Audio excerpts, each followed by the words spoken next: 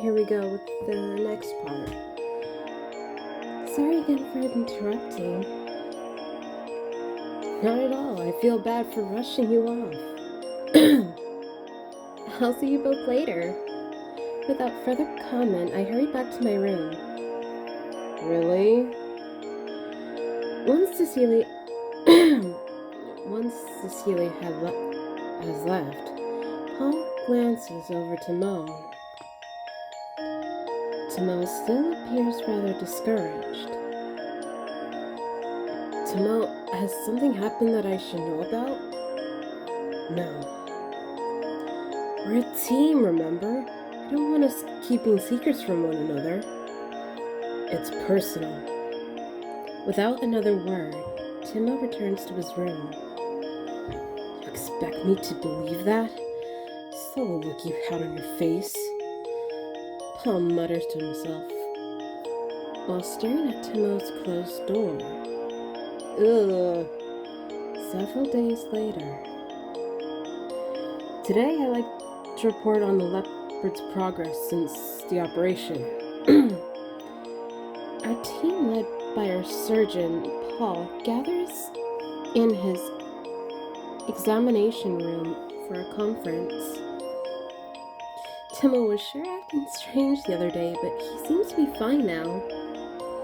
I've been worrying that maybe something happened between him and Paul, but I guess not. I began to feel relieved as I see an occasional glance at Timo's placid expression. Now that his condition is stabilizing, it's about time we start discussing rehabilitation. Hold on a second. It's too early to discuss rehabilitation. He needs more rest for his fracture to heal. I agree he needs more rest, but Paul appears slightly puzzled by Timo's remark. That shouldn't prevent us from discussing his rehabilitation, should it? Any conclusions we arrive at from his current condition could end up all wrong. Timo's being awfully careful, almost too careful. Unlike me, Timo, you're experienced with looking after the Chaldean leopards. Paul glances around the room. He doesn't appear particularly upset by Timo's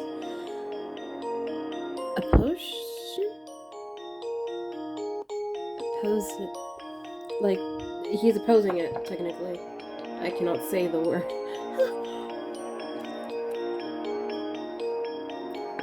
You've heard Timo's opinion. What do the rest of you think? Should we continue to observe the leopard a little longer? If Timo thinks we should, then why not? I seriously doubt he'll listen to anyone else's opinion. I sense the group is more concerned about the trouble opposing Timo might cause that they're about respecting his knowledge and experience. Although not aimed at me, their barred remarks still cause my heart to ache. How can they talk like that? Sure, Timo's not the friendliest person in the world, but he's never done anything bad enough to deserve this kind of treatment. He may be awkward, but he's actually a very nice person. Although their cold attitudes toward him border on being impolite, Timo doesn't appear bothered by it. I would be. But I wouldn't. Although I have a bad temper, I will probably keep my mouth shut just to be more professional. Out.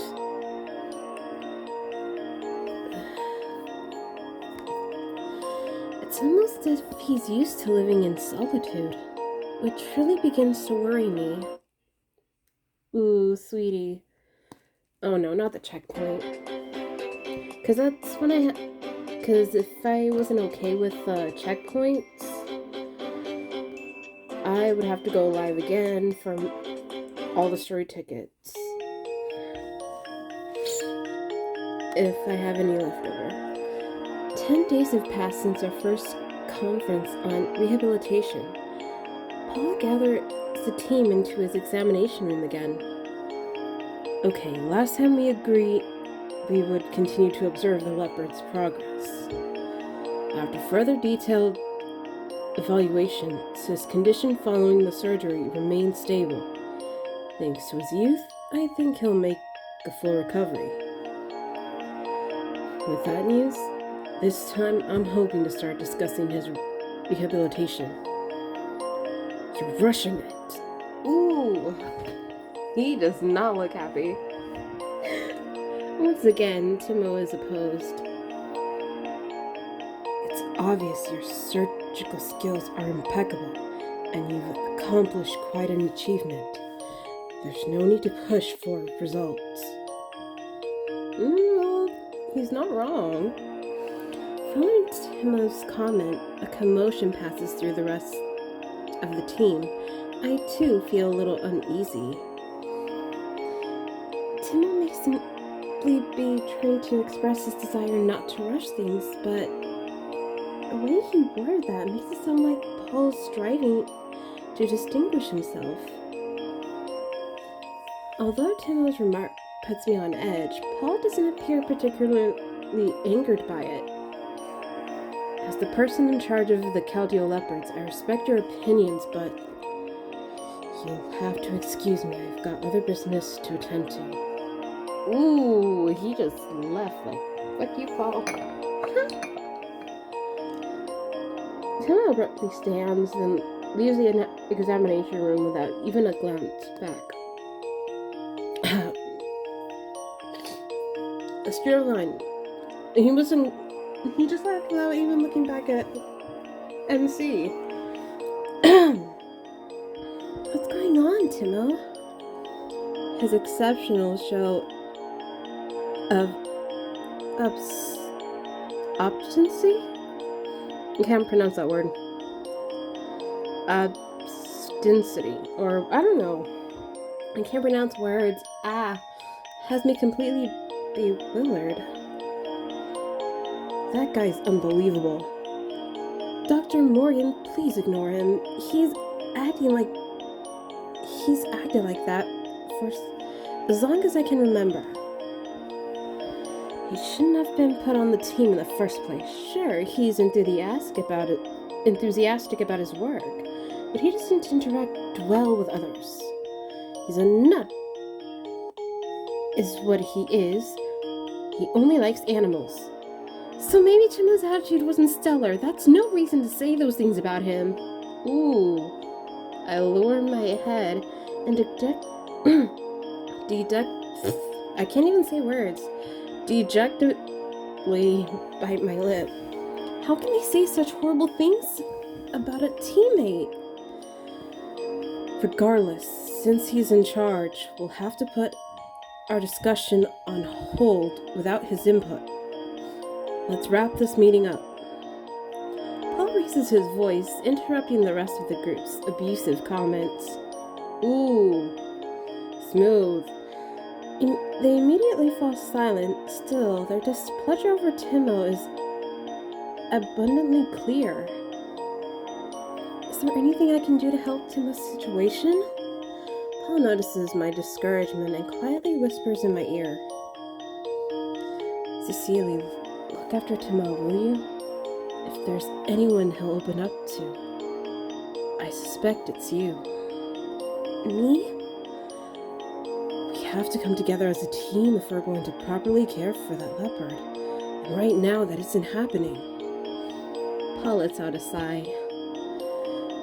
I feel bad asking you to do this, but can I count on you? Yes, of course you can, Paul. My childhood friend is concerned about Timo. The realization elixite or I don't know. Smile for me. I can't pronounce words. And part 3 is right after this. Right now, I gotta go check on something. That was so intense. Oh shit, the 10-minute mark. Bye, Chevy fans. Hopefully, I can make it under 10 minutes, not at 10 minutes. Ah.